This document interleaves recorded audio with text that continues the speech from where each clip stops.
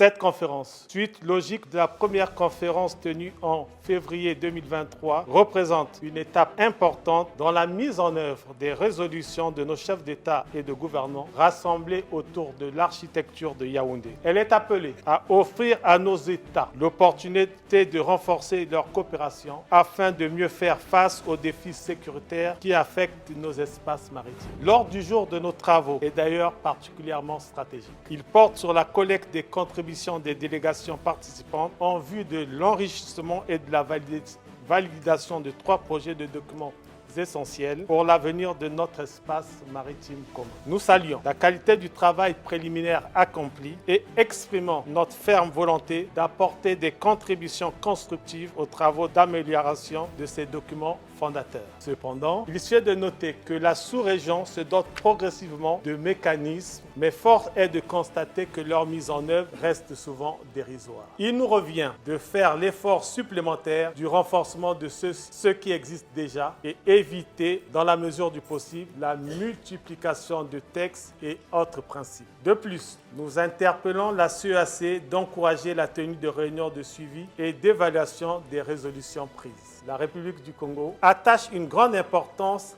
à l'opérationnalisation du Centre multinational de coordination CMC de la zone A, instrument vital du mécanisme régional de sécurité maritime. C'est à ce niveau que se concrétise fondamentalement la coopération et la coordination entre États nécessaires pour répondre aux menaces de plus en plus transfrontalières qui affectent nos espaces maritimes. Les événements récents dans notre région témoignent d'un constat alarmant. Les organisations criminelles exploitent les failles de coordination entre nos forces pour agir en toute impunité à la frontière de nos juridictions. Il devient donc impératif de combler ce vide opérationnel. Le Centre des opérations maritimes de la République du Congo est aujourd'hui pleinement intégré dans le réseau des centres du Golfe de Guinée avec des échanges réguliers avec les centres de Banana et de Luanda. Nous participons activement aux réunions, aux ateliers, aux exercices multinationaux et avons signé le protocole révisé relatif à la stratégie de sûreté et de sécurité des intérêts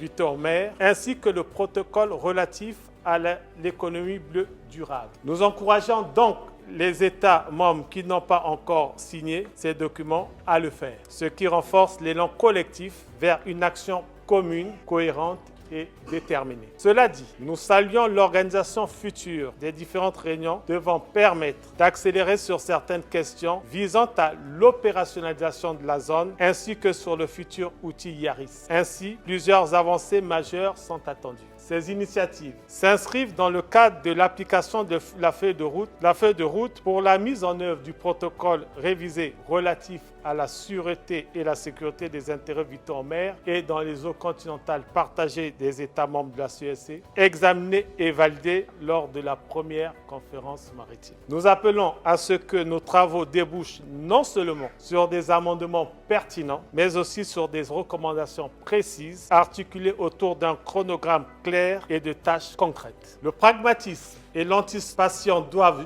guider nos décisions car celles-ci seront rapidement confrontées à la réalité du terrain. En matière d'innovation, je me permets d'évoquer un point essentiel, l'adaptation des opérations conjointes aux réalités des eaux continentales. Ce domaine nécessite un examen attentif de notre organisation afin d'y déployer des stratégies adaptées à ces environnements fluviaux et lacustres. La République du Congo, mesdames et messieurs, est heureuse d'annoncer le lancement des activités de l'Institut des hautes études maritimes et fluviales telles que mentionnées dans les conclusions de la COMAR 1 courant cette année 2025. Excellences, mesdames et messieurs, nous avons une opportunité historique de bâtir un espace maritime sécurisé, durable et prospère pour les générations futures. La République du Congo réaffirme son engagement total et son entière disponibilité pour accompagner et mettre en œuvre les décisions issues de la COMAR 2. En réitérant les remerciements de la délégation congolaise aux autorités angolaises, je souhaite à